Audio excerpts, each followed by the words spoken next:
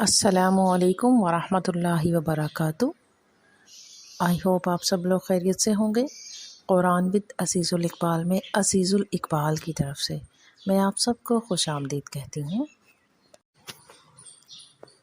مومن کی مثال اس کشتی جیسی ہوتی ہے جو سمندر میں تیرتی تو ضرور ہے لیکن سمندر کا پانی اپنے اندر نہیں آنے دیتی، کیونکہ وہ جانتی ہے کہ اگر وہ سمندر کا پانی اس کشتی میں آ گیا تو کشتی ڈوب جائے گی۔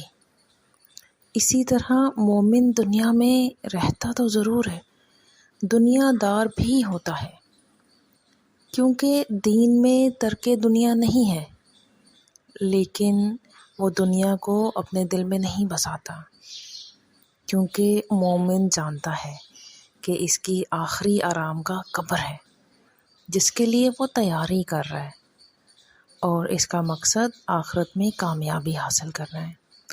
اور جب مومن آخرت کی تیاری کو اپنا اولین مقصد بنا لیتا ہے تو اللہ آخرت کے ساتھ ساتھ اس کی دنیا بھی سنوار دیتا ہے۔ جزاک اللہ۔